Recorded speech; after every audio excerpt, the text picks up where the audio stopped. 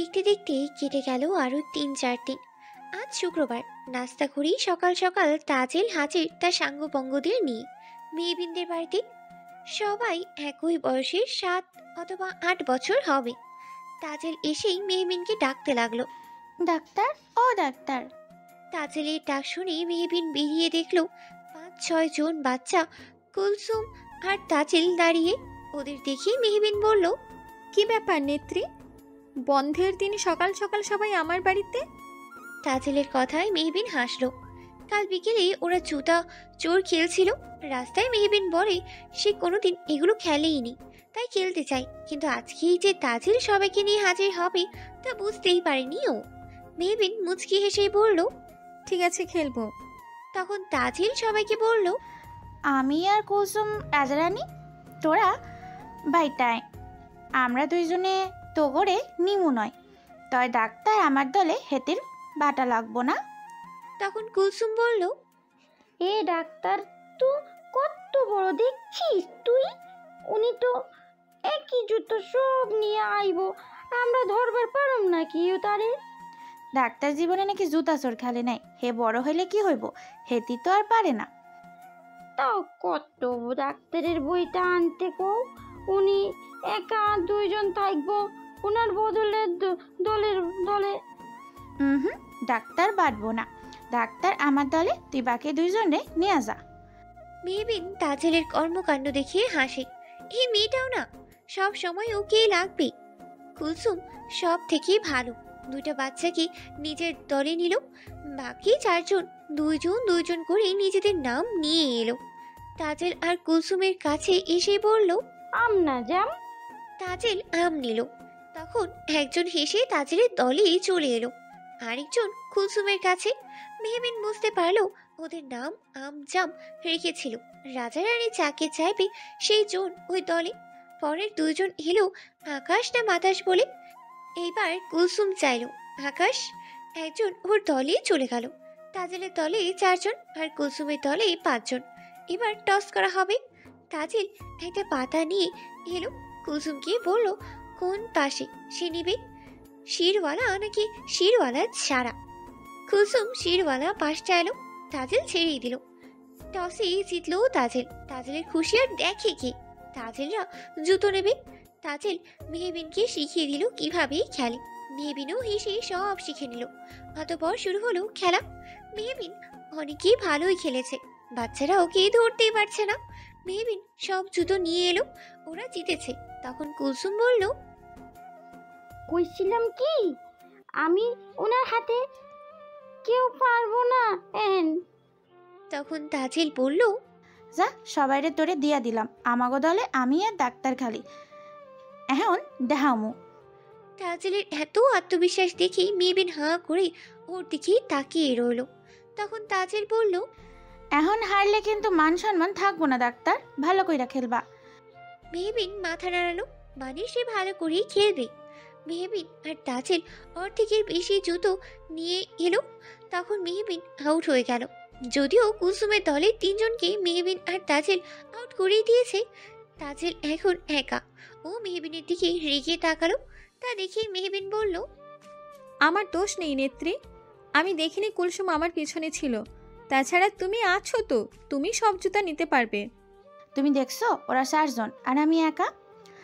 তো কি হয়েছে, শক্তির থেকেও বুদ্ধি দিয়ে খেলাটা সহজ। আমার বুদ্ধি দিয়ে তুমি খেলবে, তাহলেই জিততে পারবে। মেহবিনের কথায় তাজেল বুদ্ধি দিয়েই খেললো আর জিতলো। তাজেলের খুশি দেখে কি, ও সোজা গিয়ে মেহবিনের কোলে উঠে পড়লো আর চিৎকার করেই বলল, আমরা এই ডাইনে জুতো গেছি ডাক্তার।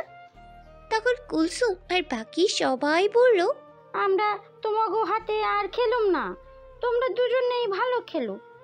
তাজেল মেহবিনের কোলে থেকে নেমে পড়ল। হাইরা গেছস দেখা খেলবি না? তখন কুলসুম বলল, এই ভাই খেলুম না, আমি গেলাম কি। তখন তাজেল বলল, কাক খাইটা বাড়ি গেলা, ব্যাং বাজা দিয়া ভাত খাইলা, ব্যাং গেল জোরে, কুলসুম চিল্লায়া মরে। তাজেলের মুখে এরকম ছন্দ শুনে মেহবিন বলল, এইটা কি ছিল? তখন কুলসুম রেগে তাজেলের হাতে চিমটি দিল। তখন তাজেল হেসে বলল, সিমটি দিলি কে? দুঃখ পাইলাম কে? মাসার তলে বায়া ব্যাং তোর নানির 4 ঠ্যাং। কিছু করতেই না পেরে কুলসুম রাগে দুঃখে কেঁদে উঠল। মেহবিন কি বলবে, হতো তাজেলের ছন্দ শুনেই থমকে গেছে। মেহবিন নিজেকে সামলে কুলসুমকে নিয়ে ধরে বলল, নেত্রী, এসব কি বলো তো? কুলসুমকে কাঁদাচ্ছ কেন? কুলসুম খেলা থুইয়া যাইব কেন? তখন কুলসুম নাক টেনেই বলল, না পারলে খেলে কি হইব? তোমাকে দুজনের জন্য তো আমরা দানটাই পামু না। তোমরা শুধাও কখন আর খেলুম কখন? ও আচ্ছা, এই ব্যাপার নেত্রী। চলো এবার ওদের জুতো নিতে দাও, ওরা এবার জুতো নেবে। মেহবিনের কথায় তাজেল বাধা দিয়ে বলল, ওহো, এত যুক্তা? ওরে খেলে নিক, আমরা ডাইন দিমুকে। নেত্রী, তুই খালি কইয়া দেখা, লাইনের জীবনেও ডাইন দিতাম না। এই যে কুলসুম, এখন খুশি হয়েছিস না? দেখবি তোরে জুতাও দিয়া পারুম না, আর জিততেও পারবি না। দেখা যাইব, তোরেই আগে মারুম। তাজেল, দেখিস তুই। তাজেলে মারা সহজ না কুলসুম, বইলে যাস না। আমাকে দলের লিডার কিন্তু আমি। যা কথা বাদ দিয়া খেলা শুরু কর। খেলা শুরু হলো। অর্ধেক জুতো নিতেই 5 জন আউট। 4টা তাজেল করেছে আর একটা মেহবিন। সবার আগে আউট কুলসুম। সেই জন্যই তাজেল খুব খুশি। ওরা খেলছিল, তখন গেটের সামনে থেকে বলল, আমিও খেলবো জুতা চোর। সবাই খেলা বন্ধ করে সেদিকেই তাকালো। মেহবিন দেখলো রাইফা আর মিশু পিছনে। অবশ্য জিনিয়া, মুনিয়া আর মিশুর মামাতো বোন শান্তাও আছে। মেহবিন ওদের দেখে এগিয়ে গেল আর বলল, ফুল, তোমরা এই সময় এখানে? সববার তো তুমি আমাদের বাড়িতে যাও, তাই এইবার আমি এলাম। সারাদিন তোমাদের বাড়িতে থাকবো। বাবাকে বললে বাবা বলল একা যাওয়া যাবে না, তাই সবাইকে নিয়ে এলাম। ভালো করেছো, এসো ভেতরে এসো। তুমি জুতো চোর খেলছিলে? হ্যাঁ। আমিও খেলবো। তখন সবার ছোট শান্তা বলল, আমিও খেলবো। মেহবিন মুচকি হেসেই বলল, খেলো না, এমনিতেই সমস্যা নেই, চারিদিকে তো দেওয়াল আছে। তখন মুনিয়া বলল। তখন মেহবিন রাইফার দিকে তাকিয়ে বলল, সবাই যখন খেলবে আপনি বাদ যাবেন কেন? খেলাধুলা করলে মন ভালো থাকে। আপনিও আসেন রাইফা। তখন কুলসুম বলল, হেতে গো বইটা আনতে ক। ডাক্তার আর একজন বড় আনছে, হেইবা হবে না? আরেকজন গো লাগবে, তাও বড়। তখন মেহবিন বলল, নেত্রী, যাও গিয়ে নওশিকে ডেকে নিয়ে আসো। তাজেল গেল নওশিকে আনতে। মেহবিন কি মনে করে ঘরে গেল আর ফ্রিজ থেকে মাংস বের করে ভিজিয়ে রাখলো। ঘড়ির কাঁটা এখন 10:30। দুপুরের রান্নাটা আজ ভালোভাবেই করতে হবে, সবাইকে খাওয়াতে হবে তো। ততক্ষণই নওশিও এসে গেছে। অতঃপর সবাই নিজেদের মতো করেই আসলো। মিশু, মুনিয়া আর রাইফা তাজেলের দলে, নওশি, জিনিয়া আর শান্তা কুলসুমের দলে। তারপরেই শুরু হলো খেলা। বেশ ঘন্টা খানিক খেলা চললো। সবার মুখেই তৃপ্তির হাসি। মেহবিন রাইফার দিকেই তাকালো। ওকে দেখার পর আজকেই প্রথম মেয়েটাকে মন খুলে হাসতে দেখলো সে। যা দেখে ওর মুখেও হাসি ফুটে উঠল। সবাই ক্লান্ত হয়ে পড়েছে। মেহবিন সবাইকে বলল সে ভুনা মাংস আর খিচুড়ি রান্না করবে। দুপুরে সবার দাওয়াত। সবাই যেন দুপুরে গোসল করে নামাজ শেষ করে চলে আসে। বাচ্চারা সবাই খুশি মনেই চলে গেল বাড়িতে। মেহবিন সবাইকে হাত মুখ ধুয়ে আসতে বলল। সবাই এলেই মেহবিন কফি আর স্ন্যাক্স রাখলো ওদের সামনে। তখন জিনিয়া বলল। মেহবিন মুচকি হেসে বলল, তোমরা নিজেদের মধ্যে আড্ডা দাও, আমি রান্না শেষ করি। দুপুরবেলা কিন্তু এখানেই খেতে হবে। তখন মিশু বলল, আমি তো সন্ধ্যের আগে যাবই না। মেহবিন মুচকি হেসে রান্নাঘরে চলে গেল আর নিজের মতো করে রান্নার জোগাড়ে ব্যস্ত হয়ে পড়ল। তখন রাইফা এলো রান্নাঘরে।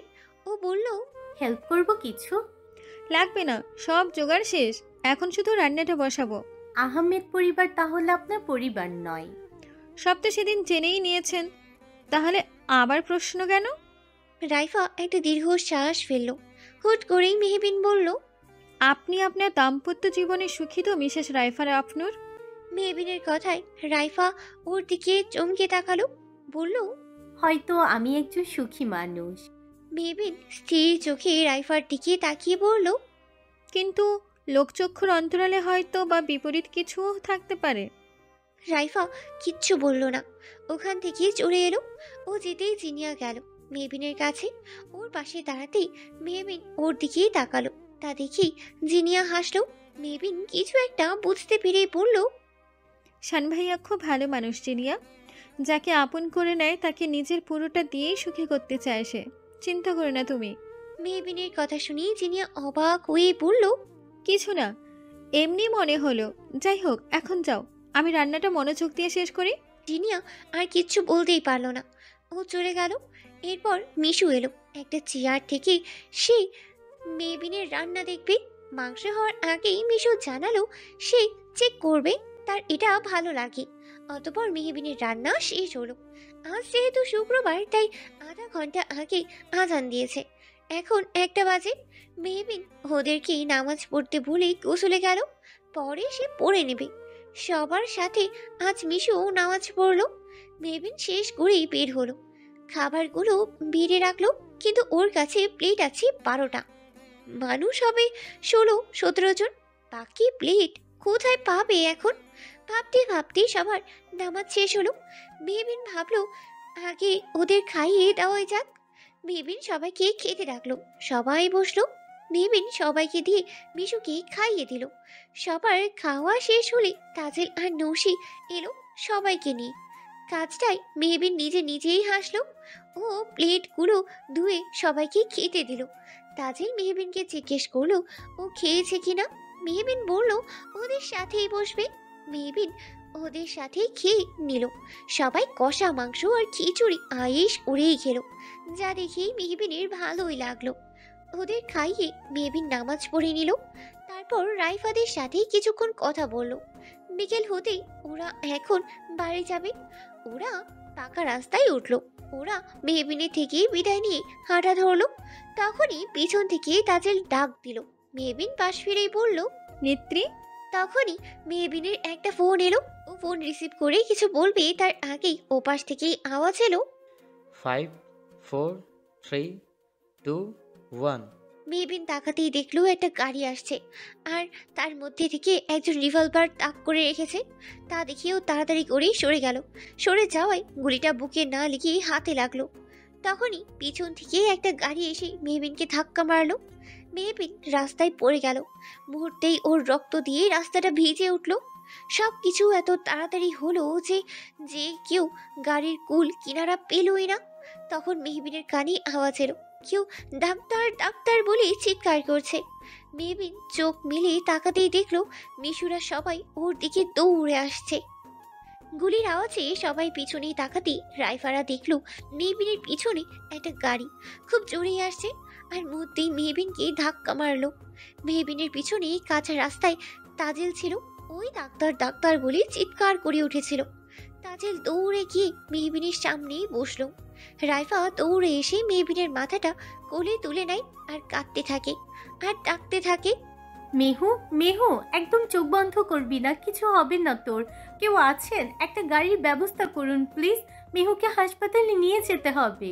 রাইফার হুট করেই মিহু আর তুই শুনে ওরা অবাক হলো, কিন্তু এই মুহূর্তে এটা ভাবার সময় নেই। এদিকে মিশুর মেহবিনের রক্ত দেখে হাত পা কাঁপছে। পুরনো কিছু তিক্ত স্মৃতি মনে পড়ছে। ও অনু অনু রক্ত রক্ত করতে বসে পড়লো। এই মুহূর্তে কে কি করবে বুঝতেই পারছে না, কাকে রেখে কাকে সামলাবে। মুহূর্তে এলাকার সব মানুষ জড়ো হয়ে গেছে। সবাই মিলিয়ে একটা গাড়িতে উঠিয়ে দিল। রাইফা মেহবিনের মাথাটা নিজের কোলে নিল। জিনিয়া উঠে বসলো, তাজেলও উঠে বসে। ওকে রেখে যেতে চাইলেও তাজেল বলে সে যাবি। তাজেল মেহবিনের হাতটা শক্ত করে ধরেই রাখে আর বলে, ডাক্তার চিন্তা করো না, তোমার কিছু হইব না, আমরা তোমার হাসপাতালে নিয়ে যাবো। মেহবিনের নিঃশ্বাস ভারী হয়ে আসছে। তাজেল আর রাইফা কত কিছু বলছে, কিন্তু ও শুনতেই পারছে কি না বোধগম্য হচ্ছে না। অতপর হাসপাতাল আসতেই মেহবিনকে রক্তাক্ত অবস্থায় দেখি নার্সরা ডক্টরকে ডাকি। মেহবিনকে দ্রুত অপারেশন থিয়েটারে নেওয়া হয়। শুক্রবার মেহবিনের বন্ধ থাকলেও দুজন ডক্টর থাকি হাসপাতালে ইমার্জেন্সির জন্য। আর সব থেকে বড়, মহিলা ডাক্তার আজ কোথাও যায়নি। তার পরিচিত একজন হাসপাতালে ভর্তি ছিল বলেই তিনি হাসপাতালেই ছিলেন। তাই মেহবিনকে দেখে বলে তিনি অপারেশনটা করবেন, যা মেহবিনের গুড লাক বলাই যায়। কাঁদতে কাঁদতেই তাজেলের মাথায় এলো মুখরের কথা, কিন্তু কিভাবে জানাবে ওকে? তখনই একজন মাস্ক ক্যাপ পরিহিত একজন দৌড়ে এলো। তাজেলকে দেখে এসে তাজেলের সামনে গিয়ে হাঁটু গেড়ে বসেই বলল। নেত্রী, মুহূর্তেই তাজেল বুঝে ফেললো এটা মুখর। ও মুখরকে দেখে কেঁদে উঠলো আর জড়িয়ে ধরেই বলল। পাঞ্জাবিওয়ালা, আমার ডাক্তার। করে চোখ থেকেও 2 ফোঁটা পানি গড়িয়ে পড়লো। ও তাজেলকে শক্ত করে 2 হাত দিয়ে জড়িয়ে ধরলো। এতটা অসহায় ও বোধহয় কখনোই হয়নি। রাইফা আর জিনিয়া একবার ওদের দিকে তাকালো। ওরা বুঝতে পারলো না তাজেল কাকে জড়িয়ে ধরেই কাঁদছে। তখনই আরবাজ আর শেখ শাহনওয়াজকে দেখা গেল হাসপাতালে। রাইফা সেই তখন থেকেই একটা বেঞ্চে বসে অপারেশন থিয়েটারের দিকে তাকিয়ে আছে। জিনিয়া ওর পাশে বসেই আছে। ওনারা আসতেই একজন নার্স বলল, দেখুন, আমি একদম সুস্থ, আমার তেমন কোনো রোগও নেই। তখন আরবাজ বলল, বাবা শান্ত হও, তোমার এখন রক্ত দেওয়াটা ঠিক হবে না। আমি দেখছি রক্ত কোথায় পাওয়া যায়। তাড়াতাড়ি ব্যবস্থা করো। আর বাস, যেভাবে হোক ডাক্তারের কিছু হতে দেওয়া যাবে না। রক্তের কথা শুনেই মুখর বেরিয়ে গিয়েছিল। আরবাজ যাবে এমন সময় মুখর এলো একজনকে নিয়ে। ও এসেই বলল, কাউকে কোথাও যেতে হবে না, রক্তের ব্যবস্থা হয়ে গেছে, উনি দেবেন। মুখরের কথা শুনেই নার্সটা তাড়াতাড়ি লোকটাকে নিয়ে চলে গেল। মুখর মেহবিনের খবর শুনেই বুঝেছিল রক্ত লাগতেই পারে, তাই ওর এখানে পরিচিত একজনকে নিয়ে এসেছিল সাথে করে। তখন শেখ শাহনওয়াজ বললেন, আপনি কে? তখন মুখর বলল, আমি ডক্টর মেহবিন মুস্কানের হাজবেন্ড। মুখর বলল, জি, তবে এগুলো ভাবার সময় এখন নয়। কেউ আর কিচ্ছু বলল না। শেখ শাহনওয়াজকে আরবাজ নিয়ে বেঞ্চে বসিয়ে দিল। তার চোখ দুটো অপারেশন থিয়েটারের দিকে। কিছুক্ষণ পর গ্রামের বেশ কয়েকজন ও এলো। তাজেল নওশিকে দেখে ওকে জড়িয়ে কাঁদতে লাগলো। ঘন্টাখানেক পর ডক্টর বের হলে মুখর গিয়ে জিজ্ঞেস করলো, ডক্টর মেহবিনের কি অবস্থা? ইনশাল্লাহ তাড়াতাড়ি যেন জ্ঞান ফিরে আসে। সব কিছুর জন্য ধন্যবাদ ডক্টর। বলে ডক্টরে চলে গেল। মুখর থপ করেই বসলো, একটা দীর্ঘ শ্বাস নিল। ভিতরে ভিতরে কি চলছে এটা শুধু ওই জানে। ও কাউকেই ওর অবস্থা বোঝাতে পারছেই না। মাস্ক ক্যাপ পরে আছে। ও উঠে চলে গেল মনকে শান্ত করার জন্য, আর ওর বিহঙ্গিনীর জন্য, সুস্থ হয়ে ওঠার জন্য। নামাজ পড়তে হবে। সবার অগোচরে নিজের মাস্ক ক্যাপ রেখে অজু করে আবার সব পরে নামাজে ঢুকলো। এই সময়টা কোনো নামাজের সময় নয়, তাই মুয়াজ্জিন ছাড়া আর কেউ নেই। ও নামাজে দাঁড়িয়ে পড়লো। রাত 9টা। সবাই বাড়ি চলে গেছে, শুধু রয়ে গেছে মুখর আর আরবাজ। তাজেল থাকতে চেয়েছিল, মুখর ওকে বুঝিয়ে সুঝিয়ে বাড়ি পাঠিয়ে দিয়েছে। ওই একজন মানুষ যে মন মতো তার দুঃখ আর মেহবিনের প্রতি ভালোবাসা প্রকাশ করেছে। বাকিরা তো কেউ কিছু প্রকাশ করেনি, তাই বলতেও পারছি না। শেখ শাহনওয়াজ আরবাজকে মুখরের সাথে থাকতে বলেছিল। ও বলেছে ওর কারোর দরকার নেই, একাই থাকতে পারবে। আর কেউ না জানলেও আরবাজ জানে মেহবিনের হাজবেন্ড কে, তাই ও মুখরের না সত্ত্বেও থেকেই গেছে। শেখ শাহনওয়াজ সবাইকে নিয়ে বাড়ি ফিরে গেল। মুখর মেহবিনের কেবিনের সামনের বেঞ্চে বসে আছে। সবাই আরবাজ এতক্ষণ মুখরের কাছে আসার সাহসই পায়নি। এবার সাহস করিয়ে মুখরের কাঁধে হাত রাখতেই মুখর আরবাজকে জড়িয়ে ধরে কেঁদেই উঠল। এটাই বোধহয় অপেক্ষা করছিল মুখর। একটা কাঁধ পেতেই নিজের এতক্ষণ জমানো অশ্রুগুলো ঠেলেই দিল। আরবাজের চোখ দিয়েও 2 ফোঁটা পানি গড়িয়ে পড়ল। মুখরের কান্নার জন্য আরবাজের আরো বেশি খারাপ লাগছে। আরবাজ মুখরের পিঠে হাত রেখে বলল, শান্ত হ মুখর, এতটা ভেঙে পড়লে চলবে? মুখর কাঁদতে কাঁদতেই বলল, কি করে শান্ত হব আরবাজ?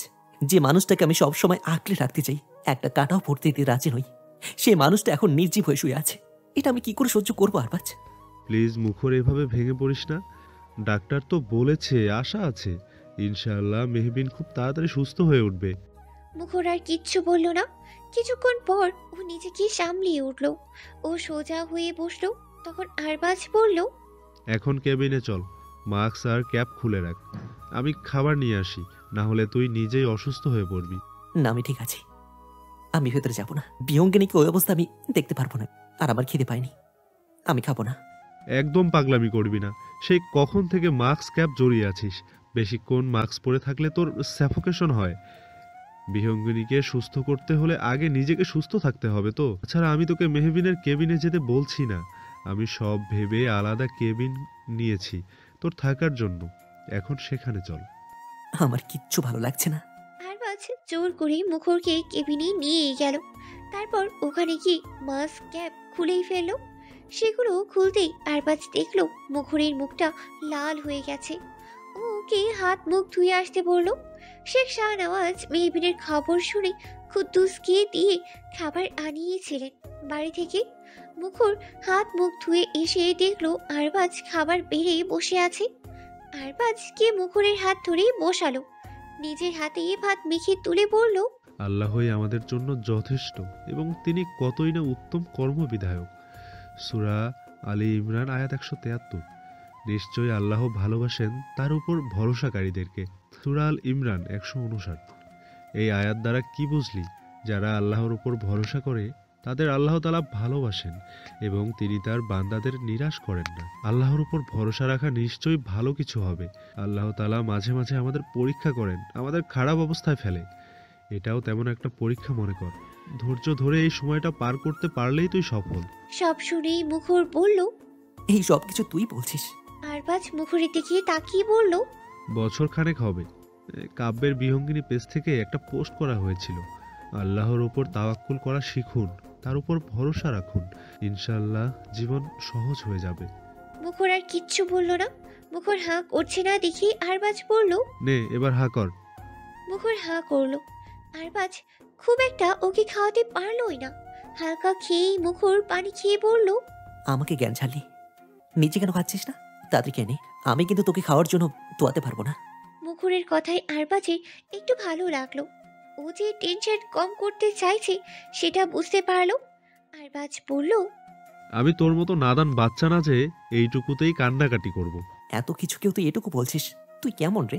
তোর মনে কি একটু মায়া মহব্বত নেই? মুখরের কথা শুনি আরবাজ কিচ্ছু বলল না। ও অন্যদিকে ঘুরে গেল। মুখর সামনে আসলো, তখন আরবাজ কেটে শুরু করলো। তা দেখেই মুখর একটা দীর্ঘশ্বাস ফেলেই মাস্ক পরেই কেবিন ছেড়ে বেরিয়ে গেল। ডক্টরের সাথে কথা বলে মেহবিনের কেবিনে গেল। ওখানে গিয়ে ওর চোখটা ছল ছল করে উঠল।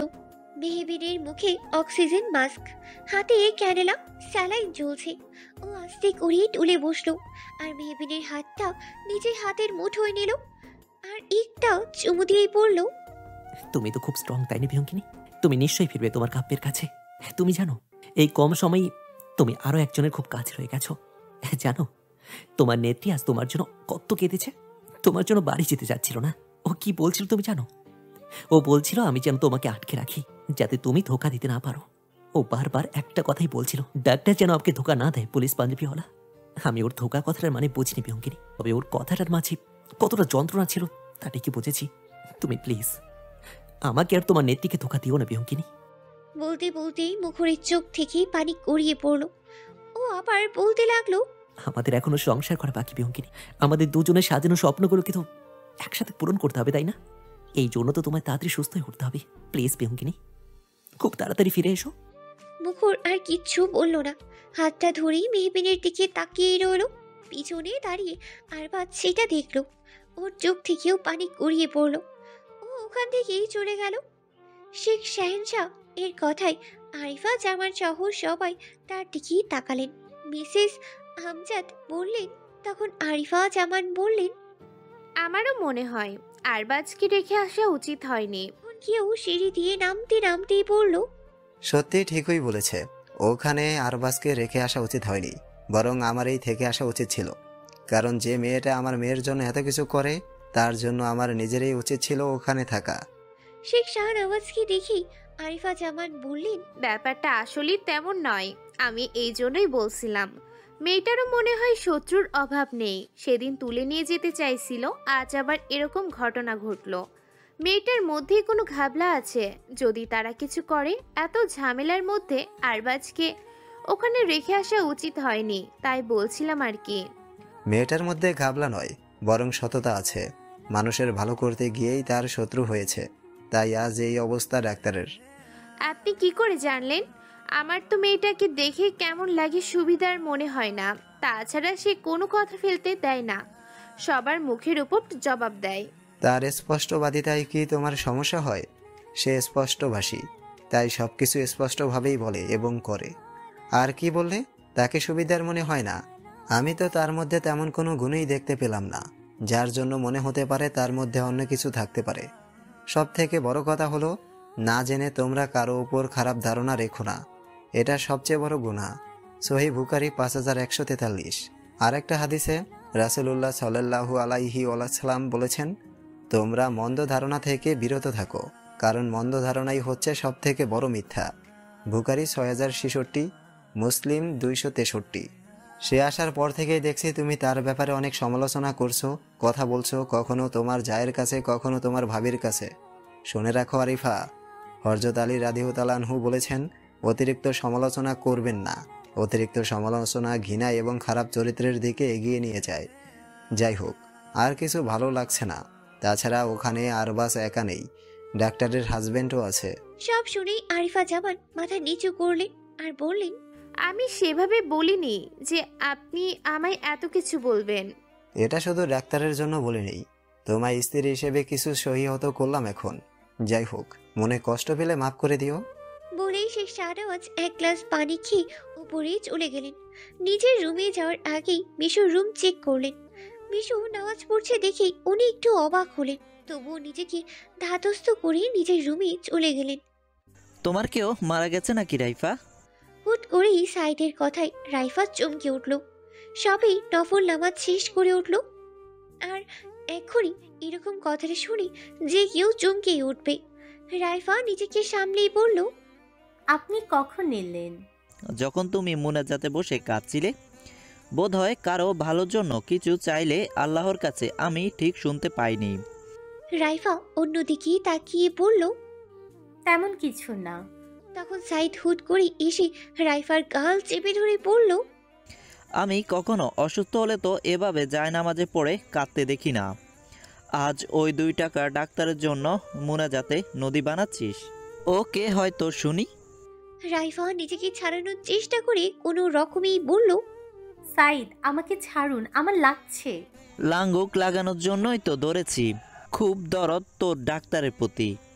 রাইফা এই ঝটকায় সাইদকে সরিয়ে দিল আর বলল, একজন মানুষ হাসপাতালে ভর্তি, তার জ্ঞান নেই, আর আপনি তাকে নিয়ে কি সব বলছেন? আমি তো আপনার মতো নই। আর কি বললেন, আপনার জন্য কিছু করেছি কি না? তাহলে তো আমিও বলছি, আপনি কখনো আমাকে একটু আপনার উপর সম্মান ভালোবাসা জাগানোর কারণ দিয়েছেন কি না? যে কিনা বিয়ে করে অন্য নারীতে আসক্ত থাকে, তার জন্য জায়নামাজে পড়ে কাঁদবো আমি? যে কিনা আমার উপর দিনের পর দিন মানসিক শারীরিক টর্চার করে, তার জন্য কাঁদবো আমি? বাড়িতে একটা কুকুর থাকলেও নাকি তার উপর মায়া তৈরি হয়ে যায়। আর আমি তো মানুষ, একই ছাদের নিচে থাকি, তবুও তো কোনোদিন আমার উপর একটু মায়া দয়া দেখাননি। তাহলে আমার উপর এইটুকু আশা করাও বোকামি ছাড়া কিছু নয়। সব শুনেই সাইদ রেগে বলল, তোর খুব চাপা হয়েছে তাই না? এ চাপা কি করে ভাঙতে হয় সেটাও আমি ভালো জানি। শুধু কাকার জন্য তোকে কিছু করতে পারছি না, না হলে তোকে এতদিনে জ্যান্ত পুঁতে দিতাম আমি। বলেই সাইদ ফোন নিয়ে রুম থেকে বেরিয়ে গেল। আজ কেন যেন এরকম করায় রাইফার চোখ দিয়ে পানি পড়লই না। মুখর কেবিন থেকে বেরিয়ে দেখল 2 জন ক্যাপ মাস্ক পরিহিত পুরুষ আর একজন বোরখা হিজাব নিকাব পরিহিতা মহিলা এদিকেই আসছে। মুখরকে দেখেই একজন বলল, মুখর বুঝতে পারল এটা মেহরাব চৌধুরী। বাকি 2 জনের দিকে তাকিয়ে দেখল মিহির আর মাইশা। তখন আরবাজ এলো, তাদের দেখে একটু অবাক হলো, তবু এগিয়ে গেল। মুখর ওনাদের সব কিছু জানালো আর এটাও বলল, আপনাদের খবর কে দিল? তখন মেহরাব চৌধুরী বললেন, আসলে স্যার, মেহু আমাকে দিয়ে একটা ওয়াদা করে নিয়েছে। ওর মৃত্যু ছাড়া আর যাই হোক না কেন, আমি যেন ওর অনুমতি ছাড়া আমার পরিবার আর আপনাদেরকে না জানাই। এখানে আমি ওয়াদাবদ্ধতায় আপনাদের জানাইনি, এমনকি আমার পরিবার ওর বিষয়ে কিচ্ছু জানে না। মাইশাকে না বলতে দি তখন মিহির বলল, আমিও তাই ভাবছি মীর ভাইয়া, কাল সকালে শিফট করব। ঠিক আছে স্যার, আমি কথা বলে দেখছি। সবাই ডাক্তারের কাছে গেল, কিন্তু তিনি জানালেন মেহবিনের জন্য এখন রিস্ক কোথাও শিফট করা। সবাই মিলিয়ে তাকে অনেক রিকোয়েস্ট করলো আর এটাও বললো ওর লাইফ রিস্ক আছে এখানে। তাছাড়া তারা সব থেকে ভালো হাসপাতালে ওকে শিফট করবে। সব শুনেই তিনি রাজি হলেন। তাকে সবাই বলল তিনি যেন কাউকে কিচ্ছু না বলেন। তিনি এতেও রাজি হলেন। তিনি মেহবিনকে অনেক স্নেহ করে, তার খারাপ হোক এটা তিনি চান না। মিহির বেরিয়ে অ্যাম্বুলেন্সে কল করলো। এখানে অ্যাম্বুলেন্স ওরা নেবেই না, ওরা কোনো কিছুতেই কিছু বিশ্বাস করবেই না। অ্যাম্বুলেন্স আসতেই আরো ঘন্টা তিনেক সময় লাগবে। মেহরাব চৌধুরী, মিহির আর মাইশা মেহবিনকে একবার দেখে এলো। মেহরাব চৌধুরীর চোখ থেকে পানি গড়িয়ে পড়ল। আজ ভীষণ অসহায় লাগছে নিজেকে তার। ওরা বেরিয়ে এলো কেবিন থেকে। ওরা সবাই অন্য কেবিনে গিয়ে বসলো আর অ্যাম্বুলেন্সের জন্যই অপেক্ষা করতে লাগলো। তখন সবার অগোচরেই একজন মেহবিনের রুমে ঢুকলো। মেহবিনকে দেখেই তার বুকটা মোচড় দিয়ে উঠল। সে আস্তে করে মেহবিনের হাত দুটো নিজের মুঠোয় নিয়ে চোখের পানি ছেড়ে দিলে বললেন, আমার আম্মা, আমার আম্মা, আপনি আমায় ক্ষমা করবেন। আমি আপনাকে রক্ষা করতে পারিনি। আপনাকে সুরক্ষিত রাখার জন্য আপনাকে নিজের থেকে দূরে রেখেছি। তবু আজ নিজেকে ভীষণ ব্যর্থ মনে হচ্ছে আম্মা। আমি জানি আমার ওপর আপনার অনেক অভিযোগ, আর এটা জায়েজও, কিন্তু সবটাই আপনার সুরক্ষার জন্য। ওরা যে মেহেরের মতো আপনাকেও বাঁচতে দিত না আম্মা। আমি যে আপনাকে অনেক বেশি ভালোবাসি আম্মা, তাই তো আপনাকে একেবারের জন্য হারাতে চাইনি। আমি জানি আপনি কোনো একদিন ঠিক ফিরবেন আমার কাছে। আমি সেই দিনটারই অপেক্ষায় আছি। লোকটার চোখের পানি মেহবিনের হাতেই পড়ল। তিনি মেহবিনের হাত ধরে চুমু খেলেন। মাথাটা উঁচু করতেই তখন তিনি শুনতে পেলেন, বাবা। কোনো কিছুর আওয়াজ পেয়েই মুখর আরবাজ সহ সবাই মেহবিনের কেবিনে গেল। ওখানে যেতেই ওরা দেখলো টুলটা উল্টে পড়ে আছে। মেহবিনের দিকে তাকাতেই দেখলো মেহবিন চোখ খুলেই দরজার দিকে তাকিয়ে আছে আর কেমন যেন হাঁসফাঁস করছে। বোধহয় নিঃশ্বাস নিতেই কষ্ট হচ্ছে। মুখর তাড়াতাড়ি করেই ডক্টর ডাকলো। ডক্টর এসেই মেহবিনকে দেখে একটা ইঞ্জেকশন দিল। মেহবিন আস্তে আস্তে শান্ত হয়ে চোখ বুঝলো। ডক্টর জানালো আউট অফ ডেঞ্জার। মেহবিন চিন্তার কোনো কারণই নেই। কথাটা শুনেই সবাই আল্লাহর শুকরিয়া আদায় করলো। তবে আরবাজ খুশি হওয়ার সাথে এটাও বুঝতে পারলো টুলটা মেহবিনের হাত লেগেই পড়েনি, কেউ এসেছিল এখানে। অতঃপর অ্যাম্বুলেন্স আসতেই মেহবিনকে সেখানে উঠানো হলো। গন্তব্য কোনো এক ভালো হাসপাতালে। এদিকে মেহবিন জানতেও পারল না কোথা থেকে কোথায় যাচ্ছে সে, আর কাদের পিছনে ফেলে যাচ্ছে সে। সকাল 8টায় তাজেল আসলো নওশিকে নিয়ে মেহবিনকে দেখতে। এখানে এসে জানতে পারলো মেহবিন এখানে নেই। রাতেই ওকে ট্রিটমেন্টের জন্য ওর হাজবেন্ড অন্য হাসপাতালে নিয়ে গেছে, কিন্তু কোথায় নিয়ে গেছে তারা জানেই না। সব শুনেই তাজেল একদম চুপ হয়ে গেল। তখন নওশি বলল, পারবো না কেন ডাক্তার আপা, আমি এখনই যাইতেছি। তাজেল কিচ্ছু বলল না। ও হাঁটা ধরলো বাড়ির দিকে। হেঁটেই বাড়ি যাবে সে। নওশি বুঝতে পারলো তাজেলের খুব খারাপ লাগছে, সাথে রাগও লাগছে। তাই নওশি তাজেলের কাছে গিয়েই বলল। তাজেল এবারও কিচ্ছু বলল না, ও হাঁটতেই লাগলো। কিরে আরবাজ, তুই আসলি কখন? তোর না হাসপাতালে থাকার কথা? সকলের খাবার খাওয়ার জন্য নিচে আসতেই উক্ত প্রশ্নটি শেখ আমজাদ করলেন। শুক্রবার সে বাড়ি ফিরেছে, আজ যাবেই আবার। আরবাজ চেয়ারে বসতে বসতে বলল, কাল রাতেই ফিরেছি, সবাই ঘুমিয়েছিল তাই কাউকেই জাগাইনি। কেন চলে এলি কেন? ডক্টর মেহবিনের হাজবেন্ড ওনাকে অন্য জায়গায় নিয়ে গেছে তাই। কোথায় নিয়ে গেছে তা জানি না, উনি বলেননি। ও আচ্ছা। তখন রাইফা বলল, আরবাজ ভাইয়া, ডক্টর মেহবিন এখন কেমন আছে? কালকে রাতেই জ্ঞান ফিরে এসেছিল। ডক্টর বলেছে আউট অফ ডেঞ্জার, চিন্তার কোনো কারণ নেই। তিনি খুব তাড়াতাড়ি সুস্থ হয়ে উঠবে। তা সবাই তো এসে পড়েছে, বাবা আর মিশু কোথায়? ওই তো আসছে দুজন। মিশু প্রতিদিনের তুলনায় আজ অনেকটা শান্ত। সে চুপচাপ এসে তার বরত্বকৃত চেয়ারে বসে পড়ল। শেখ শাহনওয়াজও বসলেন। শেখ শাহনওয়াজ বললেন, আরবাজ, ডাক্তারের কি খবর? আলহামদুলিল্লাহ ভালো বাবা, ইনশাআল্লাহ খুব তাড়াতাড়ি সুস্থ হয়ে উঠবেন। তখন মিশু বলল, আমি ফুলকে দেখতে যাব বাবা। তখন আরবাজ বলল, তোমার ফুল এখানে নেই, তোমার ফুলের জামাই তাকে নিয়ে গেছে অন্য জায়গায়। ফুলের জামাইও আছে বাজ পাখি? আছে। কই, এতদিন তো দেখলাম না। কাল হাসপাতালে এসেছিল। তখন আরিফা জামান বললেন, মেয়েটা যে বিবাহিত বুঝতেই পারিনি, কখনো বলেওনি আমাদের। তখন শেখ শাহনওয়াজ বললেন, এটা যার যার ব্যক্তিগত ব্যাপার, সে কিভাবে কতটা নিজের জীবন বৃত্তান্ত অন্যদের জানাবে। এখন সবাই কথা বন্ধ করে খাবার খাওয়া শুরু করো। মেহবিনের অ্যাক্সিডেন্টের 20 দিন পার হয়ে গেছে। আজ মাহফুজ শাহরিয়ারের ওপর কত বড় একটা হামলা হয়। তিনি কোথাও থেকে অফিসে ফেরার পথে উক্ত ঘটনা ঘটে। এখন তিনি হাসপাতাল থিয়েটারের ভেতর রয়েছেন। অবস্থা খুবই খারাপ, 3টে গুলি লেগেছে ওনার। পুরো শাহরিয়ার পরিবার থিয়েটারের বাইরে দাঁড়িয়েই আছে, এমনকি মুখর নিচেও পাথরের মতো দাঁড়িয়ে আছে। মিসেস মাহফুজ সে কখন থেকেই কাঁদছেন। মিসেস আসলাম তাকে সামলাচ্ছেন, নাফিয়াকে নিসা সামলাচ্ছে, আসলাম শাহরিয়ার তার মাকে অর্থাৎ আছিয়া খাতুনকে, আলবি ওষুধপত্র রক্তের সব কিছুর ব্যবস্থা করছে।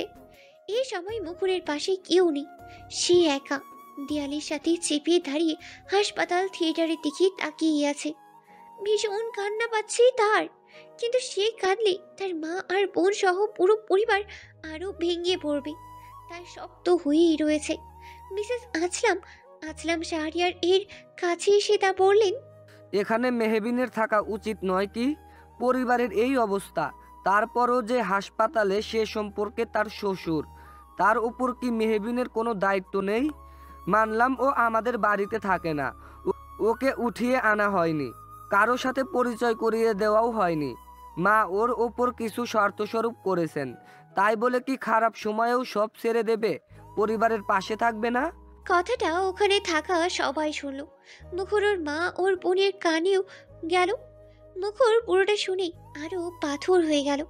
সব শুনেই আসলাম শাহরিয়ার মুখরের কাছে গিয়ে বলল, মেহবিন কিন্তু জানে ও যদি। উনি আর কিচ্ছু বলতেই পারল না, কারণ মুখর এক দৃষ্টিতে করিডোরের দিকে তাকিয়ে আছে। মুখরের থমকানো চেহারা দেখে তিনি মুখরের দৃষ্টি অনুসরণ করে সেদিকে তাকালো, আর তাকাতেই থমকে গেল। কেউ একজন আসছে, এক হাতে স্কাউচে ভর্তি, মাথায় ব্যান্ডেজ, ও না এমনিতেই মাথায় দিয়ে রেখেছে, তার উপর কালো ক্যাপ, মুখে মাস্ক, 3/4 হাতার গোল জামার হাতের ব্যান্ডেজটাও স্পষ্ট। সে ধীরে ধীরে এগিয়ে আসছে, তার পিছনে একজন ছেলে আর একজন মেয়ে। তা দেখেই মুখর বলল, কাব্যের বিহঙ্গিনী তার দায়িত্ব কখনো বলে না। আর সম্পর্কের কথা বললেন দাদিজান, তার থেকে ভালো সম্পর্কের মানে এবং সম্পর্কের গুরুত্ব আমি আর দ্বিতীয় কাউকে বুঝতে দেখিনি। বলে সে দৌড়ে মেয়েটার সামনে গেল আর তাকে এক হাত দিয়ে জড়িয়ে তার হাত ধরেই বলল, তোমাকে এই অবস্থায় এখানে আসতে কি বলেছে বিহঙ্গিনী? মেহবিন মুখরের চোখের দিকে তাকিয়ে বলল, আমার দায়িত্ব আর আমার এই পরিবার থেকে পাওয়া স্নেহ ভালোবাসা। মুখর কিচ্ছু বলল না, ওকে আস্তে আস্তে করে ধরে আনতে লাগলো। পিছনে মিহির আর মাইশা। এদিকে মেহবিনকে এই অবস্থায় দেখি সকলেই চমকে ওর দিকে তাকিয়ে আছে। মেহবিন সোজা এসে মুখরের মায়ের পাশে বসে তার হাত দুটো মুঠোয় নিয়ে বলল, ভরসা রাখুন আল্লাহর উপর মা, ইনশাল্লাহ আল্লাহর রহমতে বাবার কিচ্ছু হবে না। ইনশাল্লাহ বাবা খুব তাড়াতাড়ি সুস্থ হয়ে উঠবে। বাবার জন্য দোয়া করুন। আর আল্লাহ তাআলা তার বান্দারের মন থেকে খুব করে চাওয়া জিনিসটা কখনো নিরাশ করেন না। মেহবিনকে দেখে ওনার কান্না থেমে অবাকতা ফুটে উঠেছে। তিনি সেসব বাদ দিয়ে বলল, তোমার এই অবস্থা কেন মেহু? তেমন কিছু না, জাস্ট ছোট্ট একটা অ্যাক্সিডেন্ট ছিল। আমার কথা ছাড়ুন তো, আমি এখন ঠিক আছি। মেহবিনের কথা শুনে মুখর অবাক হয় না, কারণ সে ভালো মতোই চেনে তার বিহঙ্গিনীকে। মেহবিন একবার মুখরের দিকে তাকালো। ওই চোখে কতটা অসহায়ত্ব তা ও টের পেল। সে যে কতটা কষ্টে নিজের কান্না চেপে রেখেছে সেটা ও ভালোভাবেই বুঝতে পারল। মেহবিন মুখরের মাকে কিছুক্ষণ সান্ত্বনা দিয়ে আছিয়া খাতুনের কাছে গিয়ে তাকে আলতো করে জড়িয়ে ধরল। আছিয়া খাতুন মেহবিনকে জড়িয়ে ধরে কেঁদে উঠলেন। মেহবিন তাকে জড়িয়ে ধরেই বলল, কাঁদবেন না দাদিজান, ইনশাল্লাহ বাবার কিছুই হবে না। উনি খুব তাড়াতাড়ি সেরে উঠবেন। আল্লাহর কাছে দোয়া করুন বাবার জন্য, যাতে তিনি তাড়াতাড়ি সুস্থ হয়ে ওঠে। কথাটা শুনেই আছিয়া খাতুন আরো বেশি করেই কাটা জড়িয়ে গেল। মেহবিন কোনো রকমই তাকে শান্ত করলো। এরপর মুখরের হাত ধরে ওকে নিয়ে একটু দূরের বেঞ্চে বসলো। মেহবিন বলল, আমার কাঁধে মাথা রাখুন কাব্য। মুখর বাধ্য ছেলের মতোই রাখলো। মেহবিন নিজের মাথায় ক্যাপ খুলে মুখরের মাথায় পরিয়ে দিয়ে এমনভাবে নিচু করে দিল যাতে মুখরের মুখ না দেখা যায়। সব শেষে মেহবিন বলল, এবার আর আপনার দুর্বলতা কেউ দেখবে না কাব্য। মুখরের চোখ দিয়ে আপনা আপনি পানি পড়তে লাগলো। মুখর বলল, তুমি এখানে কেন এলে পিয়ঙ্কিনী? আমি কাউকে বলেছিলাম তার জীবনের সাথে আমি যেমনভাবেই জড়িয়ে চাই না কেন, তার সুখে দুঃখে আমি তার সাথে থাকব। আর কেউ একজন কথা দিয়েছিল আমার সব সুখে দুঃখে সে আমার সাথে থাকবে। কয়েকদিন আগেও সে তার কথা রেখেছে, তাহলে আমি কেন নয়? ইনশাল্লাহ বাবা কিচ্ছু হবে না, আল্লাহর উপর ভরসা রাখুন। তুমি জানো আমার এতক্ষণ কতটা অসহায় লাগছিল। আমার পরিবার জানে আমি একজন কঠোর ব্যক্তিত্বের মানুষ, আমার কারো সঙ্গ প্রয়োজন নেই। কিন্তু আমার কি করতে ইচ্ছে করছিল জানো? চিৎকার করে কান্না করতে ইচ্ছে করছিল। আমার বাবা আমার বেস্ট ফ্রেন্ড, আজ সেই অপারেশনের থিয়েটারে আমার বুকের ভেতরটা ফেটে যাচ্ছিল পিয়ঙ্কিনী। দেখো না, সবার জন্য কেউ না কেউ সান্ত্বনার জন্য ছিল। মায়ের জন্য কাকিমণি, নাফির জন্য নিশা, দাদির জন্য কাকাই, কিন্তু কিন্তু কেউ আমার কাছে আসেনি পিয়ঙ্কিনী। এই সময়টায় আমারও একটা কাজ প্রয়োজন, এটা কেউ ভেবেও দেখেনি। আমার ভীষণ দম বন্ধ লাগছিল, চোখের অস্ত্রগুলো বারবার চিৎকার করছিল বাইরে বের হবার, কিন্তু আমি দিইনি মায়ের আর বোনের দিকে তাকিয়ে। আমার মতো কঠোর ব্যক্তিত্ব সম্পূর্ণ মানুষ যদি কাটে তাহলে তারা আরো ভেঙে পড়বে, কারণ আমাকে তারা কোনো পরিস্থিতিতে ভেঙেই পড়তে দেখেনি। আমি আমার বাবাকে খুব ভালোবাসি বিহঙ্গিনী। আমার বাবার এই অবস্থা আমি মেনে নিতে পারছি না।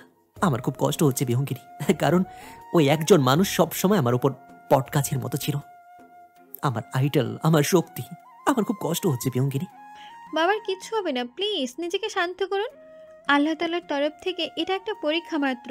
আল্লাহর উপর ভরসা করুন, তাকে ডাকুন, বাবার জন্য দোয়া করুন। ইনশাল্লাহ বাবা ভালো হয়ে যাবে। মুখরের কান্নায় মেহবিনের জামার হাতা ভিজে যাচ্ছে, তবুও সে নিশ্চুপ। মুখর বলতে লাগলো, একটু আগে সবাই তোমার ব্যাপারে কত কিছু বলছিল, তখন আমার চিৎকার করে কান্না করতে ইচ্ছে করছিল আর বলতে ইচ্ছে করছিল। আজ বাবা যে অবস্থায় ভেতরে রয়েছে তুমিও 20 দিন আগে সেরকম অবস্থাতেই ছিলে, কিন্তু আমি বলতে পারিনি বিহঙ্গিনী। আমি ওদের কথা জবাব দিতে পারিনি। ওরা বলছে তোমার দায়িত্ব জ্ঞানী নিয়ে, আমি তখনও মুখ ফুটে কিছু বলতে পারিনি। তোমার দায়িত্ব পালনের গভীরতা কত তারা দূর থেকে টেনশন করবে বলে তুমি সবাইকে মৃত্যু ছাড়া অন্য কোনো খবর না জানার জন্য বাধা করে নিয়েছ। এরা তো তোমার কোনো দুঃখে তোমার পাশে থাকেনি, তাহলে তারা কেন আজ তোমার? মেহবিন মুখরকে না বলতে দিয়েই বলল, আমার কথা ছাড়ুন মুখর, আমার কারোর প্রতি কোনো প্রত্যাশা নেই, এটা নিয়ে আমার কিছু যায় আসে না। প্লিজ শান্ত হন আপনি। মুখর আর কিচ্ছু বলল না, চুপচাপ মেহবিনের কাঁধে মাথা রেখে নিজের অশ্রু বিসর্জন দিতে লাগলো। মেহবিন মুখরকে নিয়ে বসবে, সবাই সেদিকে তাকিয়েছিল। মেহবিন মুখরের মুখটা ক্যাপ দিয়ে ঢেকে দিলে ওরা বুঝতে পেরেছিল মুখর কিছু বলছে, কিন্তু কি বলছে বা ও কাছে কিনা এটা কেউ দেখেনি। মুখর সোজা হয়ে বসলো। কিছুক্ষণ পর এখন অনেকটাই শান্ত সে। তখন মুখরের বাবার বাড়ির লোকজন এলো, আরও কিছু লোকজন এলো, কয়েকজন পুলিশও আগে থেকেই ছিল। মেহবিন আজ কিছুই করলো না, মাস্ক আছেই তো, তাছাড়া মায়েশারা তো আছে। অতপর আধা ঘন্টা পর ডক্টর বের হলো, সবাই এগিয়ে গেল। ডক্টর জানালেন আউট অফ ডেঞ্জার, চিন্তার কোনো কারণ নেই, তবে 2 মাস ফুল বেড রেস্টে থাকতেই বলল। সকলেই আল্লাহর শুকরিয়া আদায় করলো। মিহির আর মাইশা যেহেতু আছেই, মুখর বলল মেহবিনকে মাস্ক খুলেই ফেলতে, কারণ মাস্কে ওর নিঃশ্বাস নিতে একটু কষ্ট হচ্ছে অসুস্থ দেখে। মেহবিন মাস্ক খুলেই ফেলল। মাহফুজ শাহরিয়ারকে কেবিনে দেওয়া হলে সকলে একবার করেই মাহফুজ শাহরিয়ারকে দেখিয়ে এলো। মুখরের মামার বাড়ির সকলে চলে গেল। মাইশারা অনেকক্ষণ রইল, এখন বের হবে কারণ রাত হয়েছে অনেক। এখন দুজনের বেশ এলাও না। মেহবিনের অসুস্থ দেখে মুখর বলল তাড়াতাড়ি বাড়ি চলে যেতে। মেহবিন চলে গেল। এখন মুখরের মা আর মুখর বাদে সবাই বাড়ি যাবে। তখন 3 জন নার্স মেহবিনের নামে আর ওদের নামে কিছু বলা বলি করছিল। তা দেখে নাফিয়া বলল।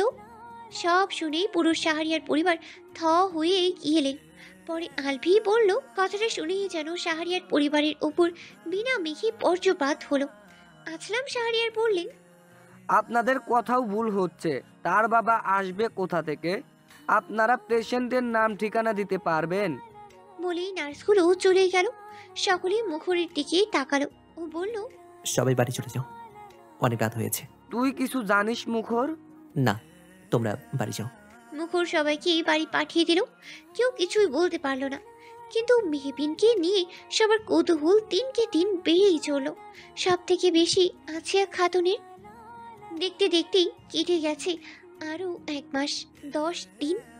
এখন কেউ মেহবিনের উঠানে খেলেই না। সেই দিনের পর তাজেলকে খেলতে দেখা যায় না। না দেখা যায় তার মুখের হাসি। সে যেন সব ছেড়েই দিয়েছে তার ডাক্তারের জন্য। সকালবেলা উঠে নিজেই পড়াশোনা করে স্কুলে যায়, আবার ফিরে এসে ঘরেই থাকে। বিকেল হলে ডাক্তারের বাড়ির সামনে গিয়ে দাঁড়িয়েই থাকে। এটাই তার সেদিনের পর 2 মাসের রুটিন। একটা বাচ্চা মেয়ের মেহবিনের প্রতি এতটা ভালোবাসা দেখে সবাই অবাক হয়। বয়সী বা কত এই ছোট্ট মেয়েটার? ডাক্তারের অবর্তমানে যেন তাকে নিশ্চুপ হয়েই গেছে। সেদিন যাওয়ার 2 দিন পর মুখর এসেছিল মেহবিনের বাড়িতে। সে এসেই তাজেলকে তার ডাক্তারের খবর দিয়ে গেছে। এই 2 মাসে মুখর 4 বার এসেছিল তাজেলের কাছে, মেহবিনের অবস্থা জানিয়ে গেছে। 2 বার মেহবিনের মতো ঘুরতে নিয়ে গিয়েছিল, কিন্তু মুখর সেই আগের তাজেলকে পায়নি। তবে একটা ব্যাপার হলো, মুখর ওকে বলেছে ফোনে কথা বলবে কিনা। ও সাফ না করে দিয়েছে। বলেছে তার ডাক্তারকে সামনাসামনি দেখি সে তার সাথে কথা বলবে। মুখর অবাক হয়েছিল মেহবিন আর তাজেলের বন্ডিং দেখে। মেহবিন যখন চোখ খুলেছিল নিজেকে অন্য জায়গায় আবিষ্কার করে, তখন ও বলেছিল তাজেলকে বলে এসেছে কিনা যে ওকে নিয়ে আসা হয়েছে। ও না জানাতে ওকে পাঠিয়ে দিয়েছিল তাজেলের কাছে তার খবর জানাতে। এরপর মেহবিনের কথা মতোই ও আসতো তাজেলের কাছে। প্রতিদিনের মতো আজও বিকেলবেলা তাজেল মেহবিনের বাড়ির সামনে বসে আঁকি বুকি করছে মাটিতে। এমন সময় পিছন থেকে কেউ বলল, শেখ তাজেল, এখানে বসে কি করছেন? তাজেল তার দিকে না তাকিয়ে আঁকি বুকি করতে করতেই বলল, হাডুডু খেলছি, এখানে বৈশা, তুই খেলবি? এই কথা শুনে পিছনের মানুষটা হাসলো। সে বলল, না, খেলবো না। আরে বাহ, একা একা হাডুডু খেলেন আপনি? তা খেলছেন কিভাবে? আমি তো দেখছি মাটিতে বসে আঁকুবুকি করছেন। দেখতেছো আঁকিবুকি করতেছি, তাইলে আবার জিজ্ঞাসা করস কেন? বলতে বলতে সে পিছনে ঘুরলো। পিছনে ঘুরে কাঙ্ক্ষিত মানুষটাকে দেখি তাজেল হেসে চিৎকার করেই বলল, ডাক্তার! বলেই ঝাঁপিয়ে পড়ল মেহবিনের উপরে। মেহবিন টাল সামলাতেই না পেরে মাটিতেই পড়ে গেল। মেহবিন তাজেলকে আর তাজেল মেহবিনকে খুব শক্ত করে আঁকড়ে ধরল। মেহবিন আর তাজেলের মুখে তৃপ্তির হাসি। এই হাসি তাজেলের মুখে এই 2 মাসে কেউ দেখেনি। এসব দেখে পিছনের মানুষগুলো অবাক চোখে তাকিয়ে আছে, শুধু একজন বাদে, সে হলো মুখর। তাজেলের চিৎকার শুনে নওশীদের ওখানে প্রায় সবাই বেরিয়ে এসেছে। মেহবিন মুচকি হেসেই বলল, নেত্রী, তুমি আসতে না আসতেই আমাকে ফেলে দিলে। তাজেল হেসেই বলল। তাজেলের কথায় মেহবিন হাসলো। তখন মুখর এসেই তাজেলকে কোলে করে উঠালো, তারপর মেহবিনকে উঠালো। মুখর তাজেলকে বলল, নেত্রী, তোমার ডাক্তার এখন সম্পূর্ণ সুস্থ, বুঝলে? তবুও মুখরকে আর না বলতে দিয়ে মেহবিন বলল, আমি ঠিক আছি, কিছুই হয়নি আমার। তখন তাজেল বলল। মেহবিন মুচকি হেসে বলল, আমার নেত্রীকে দেখে এখন ভীষণ ভালো আছে। তুমি কেমন আছো? মেহবিন হাঁটু গেড়ে বসে তাজেলকে জড়িয়ে ধরেই বলল, আমায় এত কেন ভালোবাসো নেত্রী? সবার শেষে মেহবিনের সাথে আসা মুখর বাদে আরো 2 জন নতুন মানুষ দেখে তাজেল বলল, কেমন আসাও ডাক্তার? এতক্ষণ মিহির আর মাইশা অবাক হয়ে সব দেখছিল। হুট করে তাজেলের প্রশ্নে ওরা এগিয়ে এলো। দুজনেই মুখ ঢাকা। মিহিরের মুখে মাস্ক মুখরের মতো, আর মাইশার মুখে হিজাব নিকাব। মেহবিনকে দিতে এসেছে ওরা। মেহবিন হেসে ওদের সাথে তাজেলের পরিচয় করিয়ে দিল। মেহবিনের মুখে যখন তাজেলের কথা শুনেছিল তখন ওরা অবাক হয়ে গিয়েছিল। আজ চোখের সামনে এসব দেখে বুঝলো মেহবিন ওর সম্পর্কে যা বলেছে কমই বলেছে। মেহবিন গ্রামে আসার সবার সাথে কুশল বিনিময় করলো। ওরা বাড়ির ভিতরেই ঢুকলো। মেহবিন তাজেলকেও নিয়ে ঢুকলো। 2 মাস বাড়িতে কেউ ছিল না, তাই বেশ ময়লা। তখন নওশী আর দুজন মহিলা এলো ঝাড়ু হাতে। ওদের বসতে বলে বলল ওরা পরিষ্কার করে দিচ্ছে। মেহবিন মানা করলেও তারা শুনল না। তাদেরকে বলল নওশীদের বাড়িতে নিয়ে যেতে। নওশী ওদের বলল যেতে। ওরা বলল সমস্যা নেই, ওরা বাইরেই দাঁড়াচ্ছে। মুহূর্তে মহুয়াপুর গ্রামে ছড়িয়ে গেল ডক্টর মেহবিন মুস্কান আবার গ্রামে ফিরে এসেছে। মহিলারা ঘর পরিষ্কার করে বের হতে মেহবিন সবাইকে নিয়ে ভিতরে ঢুকলো। যেদিন শেষ এই ঘরটায় ছিল সেই দিন সকালেও সবার কি সুন্দর খেলছিল, গল্প করছিল, খেয়েছিল। কি থেকে কি হয়ে গেল। মেহবিন কিচেনে যেতে চাইলে মাইশা বারণ করলো। সে কিচেনে গিয়ে কফি বানিয়ে নিয়ে এলো। তখন তাজিল মাইশাকে বলল, ডাক্তার তাইলে তোমাগো বাড়িতে আসিল? তখন তাজিল বলল, তোমাগো বাড়ি কি শেখ হাসিনা থায় নাই? আর আমি ভোটে দাঁড়ামো না, আমার বয়স হয় নাই এখনো, আমি আগে বড় হইয়া নাই। মেহবিন মুচকি হেসে বলল, মাইশা আপু ভাগ্যিস কিউট বলেছ, কিউটের ডিব্বা বলো নাই, নাহলে সে বলতো সে ডিব্বা না, সে মানুষ। আর আপু তুমি যে মজাটা করতে চাচ্ছ ও বুঝছে না, তাই বলে লাভ নেই। আর নেত্রী, ওদের বাড়িতে শেখ হাসিনা থাকে না, আর বাকি কিছু তোমার চিন্তা করতে হবে না। অতঃপর ওরা আরও কিছুক্ষণ গল্প করলো। এখন মুখর, মিহির আর মাইশা চলে যাওয়ার জন্য উঠবে। এমন সময় কেউ দৌড়ে এসে মেহবিনকে জড়িয়ে ধরলো আর কেঁদে উঠল। মেহবিন বুঝতে পারলো এটা কে। ও বলল, ফুল কাঁদছো কেন? এই দেখো, এখন আমি সম্পূর্ণ সুস্থ। মিশু বলল, ফুল, তোমার কত রক্ত পড়ছে তুমি জানো? তুমি দেখেছিলে নাকি ফোবিয়ার জন্য আমার ওখানে যাওনি? গিয়েছিলাম তো আমি, তার জন্যই তো। এইটুকু বলেই মিশু থেমে গেল। ও সোজা হয়েই দাঁড়ালো। তখন ঘরে রাইফা, মুনিয়া, শান্তা, আরবাজ আর শেখ শাহনওয়াজ ঢুকলো। মিশু বলল, মেহবিন সবাইকে বসতে বলল। তখন মিহির বলল, কেমন আছো তুমি? আলহামদুলিল্লাহ ভালো, তুমি? আমিও ভালো আছি। মেহবিন সবাইকে বসতে বলল।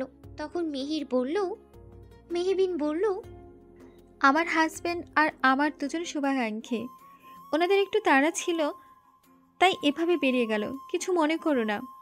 সকলে একে একে ওর অবস্থা জিজ্ঞেস করলো। শেখ শাহনওয়াজ, রাইফা আর আরবাজ শুধু দেখিয়ে গেল। তারাও কিছুক্ষণ পর চলে গেল। মিশু বলে গেল শুক্রবার যেন মেহবিন ওদের বাড়ি যায়। মেহবিন বলল সেই যাবে। সবাই গেলেও রয়ে গেছে তাজিল। সে বাড়িতে বলে এসেছে আজ ডক্টরের সাথেই থাকবে। মেহবিনের জন্য ওর মামি খাবার প্যাক করে দিয়েছে, তাই খাবার নিয়ে টেনশন নেই। তাজিল বিছানায় বসেই মেহবিনের দিকে এক দৃষ্টিতেই তাকিয়ে রইল। তা দেখে মেহবিন মুচকি হেসেই বলল, কি দেখছো নেত্রী? তোমারে পুলিশ পাঞ্জাবিওয়ালা হাসপাতাল থেকে নিয়ে গেছে। শুই না আমি ভাবছি তুমিও আমার মায়ের মতো আমারে ধোকা দিবা ডাক্তার। মেহবিন মুচকি হেসেই বলল, তা ধোকা দিয়েছি কি? তারপর 2 দিন পর যখন দেখলাম পুলিশ পাঞ্জাবিওয়ালা আইলো, তখন বুঝলাম তুমি আমারে ধোকা দিবা না ডাক্তার। ডাক্তার কি তার নেত্রীকে ধোকা দিতে পারে? মেহবিন বুঝতে পারল এই কথাটা তাজিলের নয়, অন্য কেউ মাথায় ঢুকিয়েছে। এই জন্যই তাজিল ওর খবর পাওয়ার পর মন মরা হয়েই থাকতো। মেহবিন তাজিলকে নিজের কোলে বসিয়ে বলল, একটা কথা সবসময় মনে রাখবে নেত্রী, সবসময় রক্তের সম্পর্কই যে বড় হয় তা কিন্তু নয়। কখনো কখনো রক্তের সম্পর্কগুলো আমাদের ধোকা দেয়, কিন্তু কিছু কিছু মানুষের সাথে আমাদের রক্তের সম্পর্ক থাকে না, তাদের সাথে তৈরি হয় আত্মার সম্পর্ক। তা কখনো কখনো রক্তের সম্পর্কগুলোর থেকে অনেক গভীর হয় এবং অনেক রক্তের সম্পর্ক থেকেও ঊর্ধ্বে হয়। তোমার বাড়ি বাড়ি কথা কত সময় আমার মগজে ঢুকে না। মেহবিন হেসেই বলল, ঢোকাতে হবে না, শুধু এই মনে রেখো মাঝে মাঝে রক্ত সম্পর্ক ছাড়াও আমাদের অন্য মানুষের সাথে ভালো সম্পর্ক গড়ে, যেমন তোমার আর আমার একটা আত্মার সম্পর্ক। তাজিল ঘুরে মেহবিনের দিকে তাকিয়ে বলল, আমার আত্মা কি তোমার শরীরে গেছে নাকি? আর তোমার আত্মা আমার শরীরে আইছে নাকি? মানে আমাগো আত্মার সম্পর্ক কেমনে হইল যদি আমাগো আত্মা অদল বদল না হয়? এবার মেহবিন বুঝতে পারলো তাজিল কি বলতে চাইছে। ব্যাপারটা বুঝতে পেরেই মেহবিন হেসে উঠল আর বলল, নেত্রী তুমিও না? আরে কও না কেমনে হইল? আমিও জানি না কেমনে হইল, কিন্তু সম্পর্ক তো হয়েছেই, তাই না নেত্রী? ওল্লা মেলা রাত হইয়া গেছে, এখন খায়া নাও। পুলিশ পাঞ্জাবেলা কইছে তাড়াতাড়ি খাইয়া ওষুধ খাইতে। যাবো তো। যাও আগে তুমি। তাজেলের জোড়া জড়িতে মেহবিন খাবার নিয়ে এলো। তাজেল গিয়ে খেতে দিল আর নিজেও খেলো। অতপর তাজেল এই 2 মাসে জমানো সব বলতে লাগলো। মেহবিনও হেসে মনোযোগী শ্রোতার মতো শুনতে লাগলো। অনেক দিন পর রাতে কাব্যের বিহঙ্গিনী পেজ থেকে নতুন একটা পোস্ট করা হলো। রক্তের সম্পর্ক থেকেও ঊর্ধ্বে কিছু মানুষের সাথে নিঃস্বার্থ ভালোবাসার সম্পর্ক তৈরি হয় আমাদের। আর কখনো কখনো সেই সম্পর্কগুলো সমস্ত স্বার্থপরতার ঊর্ধ্বে নিঃস্বার্থ ভালোবাসার জন্যই পৃথিবী এত সুন্দর লাগে। অনেকদিন পর পোস্ট হওয়াতে লাইক কমেন্ট করে সবাই যেন বিহঙ্গিনীর খোঁজ নিচ্ছে। তার সাথে সবাই তার বেস্ট ফ্রেন্ডের মেনশন দিচ্ছে। যেমন তুই লিখে কেউ কেউ তার প্রিয় মানুষটাকেও মেনশন দিচ্ছে। আবার কেউ কেউ শেয়ারও দিচ্ছে নানান প্রিয় মানুষদের ট্যাগ দিয়ে। তার 8 ঘন্টা পর বিহঙ্গিনীর কাব্য আইডি থেকে নতুন পোস্ট হলো। সেটা হলো কাব্যর বিহঙ্গিনীর পেজের আজকের করা পোস্ট শেয়ার করার উপরই ক্যাপশন। আপনি ঠিক বলেছেন অ্যাডমিন মহোদয়া। যেমন কাব্যের বিহঙ্গিনীর সাথে আমার সম্পর্ক তৈরি হয়েছে, যা নিঃস্বার্থ ভালোবাসার জন্য শুধু পৃথিবী সুন্দর নয়, সে পাশে থাকলে অনেক অনেক বেশি সুন্দর লাগে। নোটিফিকেশনের শব্দেই মেহবিন পাশে তাকালো। ও দেখলো তাজেল ঘুমিয়ে আছে নিশ্চিন্তে ওর পেটের উপর হাত দিয়ে। এতক্ষণ মেহবিন এই নোটিফিকেশন এর অপেক্ষাই করছিল। ও জানতো আসবে এটা। মেহবিন মুচকি হেসেই ফোনটা হাতে নিল আর সাইলেন্ট করে নোটিফিকেশন খুলল। পোস্টটা দেখে ওর মুখের হাসিটা আরো প্রশস্ত হলো। সে মুচকি হেসেই কমেন্ট করলো, বুঝলাম। ওপাশ থেকে রিপ্লাই আসলো, কি বুঝলেন ম্যাডাম? এই যে আপনার পৃথিবী অনেক অনেক বেশি সুন্দর লাগে। তা পৃথিবী অনেক অনেক বেশি সুন্দর কখন আর কে সাথে থাকলে লাগে সেটা বোঝনি? না বুঝিনি। আমি বোকার বউ বকি কি না? ওপাশ থেকে অবাক হওয়ার ইমোজি এলো। কাব্য বুঝতে পারলো সেই দিনের রিভেঞ্জ নিচ্ছে। এদিকে মেহবিন হাসছে। বিহঙ্গিনীর কাব্য আইডি থেকে আবার রিপ্লাই আসলো, থাক আপনার বুঝতে হবে না, আমার বিহঙ্গিনী বুঝলেই হলো। সেটাই তো। আমার বিহঙ্গিনীর জন্য 2টা লাইন লিখেছি, এখনই দেখাবো কি? না দেখিয়ে সারা রাত ঘুমাতে পারবেন? সেটাই তো। আসেও বৃষ্টি হয়ে ভিজব তোমার পরশনে, দূরত্ব আছে হয়তোবা, তবুও ভালোবাসা বাড়ছে ক্রমশে। মেহবিন এটা দেখেই মুচকি হাসলো। সে 2টো ফুলের ইমোজি পাঠিয়ে ফোন নামিয়ে রাখলো। এমন তো অবস্থায় ও আর কিচ্ছু বলতেই চাইছে না। পরদিন মেহবিনকে অনেকেই দেখতে এলো। মেহবিন মুচকি হেসে সবার সাথে কথা বলল। তারপর দিন থেকেই মেহবিন হাসপাতালেই গেল। সকলেই ফুল দিয়ে ওকে সাদরে শুভেচ্ছা স্বাগতম জানালো। দেখতে দেখতে 3 দিন পর শুক্রবার চলেই এলো। মেহবিন বেলা 3টার দিকে চেয়ারম্যান বাড়িতে গিয়ে শেখ পরিবারের সাথে আরও একজন নতুন মানুষ দেখতে পেল। মেহবিনকে দেখেই মিশু এগিয়ে এলো। আরিফা জামান, মিসেস আমজাদ যারা মেহবিনকে দেখতে যায়নি তারা সবাই মেহবিনের ভালো মন্দ জিজ্ঞেস করলো। মেহবিন সবাইকে তার অবস্থা জানালো।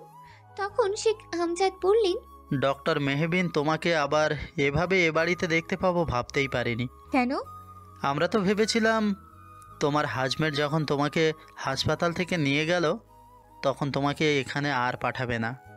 মেহবিন মুচকি হেসেই বলল, জীবনে অনেক সময় অনেক বাধা বিপত্তি আসে, তাই বলে কি মানুষ জীবনযাপন করা ছেড়ে দেয় নাকি? হ্যাঁ, হয়তো একটু পরিবর্তিত হয়, এই যা। হ্যাঁ তা তো বটেই। তা আপনার মেয়ে জিনিয়ার বিয়ে হয়ে গেছে? আরও 15 দিন আগে।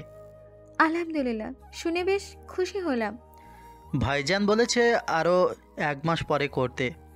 পরে আমি ভাবলাম এঙ্গেজমেন্ট করে এতদিন রাখাটা ঠিক হবে না। ভাইজানও আমার কথা একটু ভেবে করে দিলেন। আল্লাহ যা করেন ভালো ছেলেই করেন। তখন শেখ শাহনওয়াজ বললেন, আপনিও বসুন না ডাক্তার।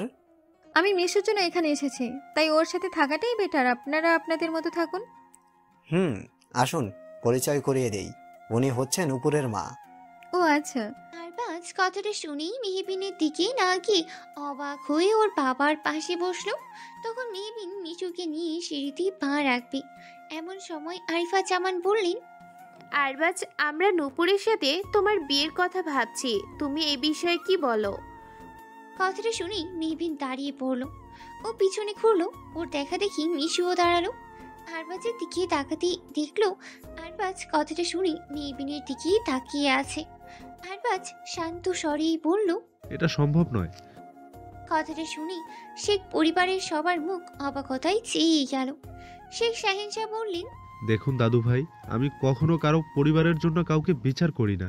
নূপুরের বাবা যা করেছে তাতে নূপুরের দোষ নেই, তবে ব্যাপারটা এখানে সেটা না। ব্যাপারটা হলো আমি আগে থেকেই নূপুরকে বোনের নজরেই দেখে এসেছি। এবার শেখ শাহনওয়াজ বললেন, যা বলার পরিষ্কার করে বলো আরবাজ, তোমার কি অন্য কোনো মেয়েকে পছন্দ? এবার সবাই উৎসুক হয়ে আরবাজের দিকেই তাকায়। সেই মেহবিনের দিকে তাকিয়ে বলল, জি। সবাই আরেক দফা অবাক। তখন শেখ শাহনওয়াজ বললেন, কে সে? যদি সব ঠিক থাকে তাহলে তোমার বিয়ে তার সাথেই হবে। তখন আরিফা জামান বললেন, আপনি কি বলছেন? আরবাজ আমার সন্তান আরিফা, আমি জানি কোনটায় আমার ছেলে মেয়ের ভালো হবে। আর তাছাড়া বিয়ে একটা বড় ব্যাপার, যদি অমতে বিয়ে হয় তাহলে সারা জীবনেও কেউ সুখী হতে পারবে না। আমি তো আমার ছেলের বিয়ে তার পছন্দের মানুষের সাথেই দেব। আর আরবাজ, তুমি বলো সে কে? শেখ শাহনওয়াজের কথায় আরিফা জামান চুপ হয়ে গেলেন। কিন্তু দুজন রাগি ফোঁস ফোঁস করছে ভিতরে, কিন্তু দেখাতে পারছে না।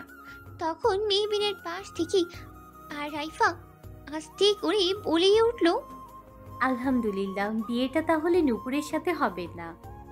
আর কথাটা আস্তে হলেও মেহবিনের পাশে রাইফা ছিল বলে ও শুনতে পেল। মেহবিনের রাইফার দিকে তাকানো মেয়েটার মুখে অদ্ভুত খুশির ঝিলি দেখা যাচ্ছে। তা দেখে মেহবিন একটু অবাক হলো বটে। তখন আরবাজ বলল, কমিশনার মাহফুজ শাহরিয়ারের একমাত্র মেয়ে নাফিয়া শাহরিয়ার। এই কথা শুনেই মেহবিন পুরোপুরি অবাক হয়ে গেল। ব্যাপারটা মোটেও আশা করেনি সে। ও কিছু বলতে চাইল, কিন্তু কি ভেবে আবার চুপ রইল। ও মিশুর হাত ধরে উপরে চলে গেল। এদিকে আরবাজ এর কমিশনার এর মেয়েকে পছন্দ শুনে সবাই অবাক হতভম্ব হয়ে গেল। শেখ শাহনওয়াজ খুশি হয়েছেন আরবাজের কথা শুনে। তিনি বললেন,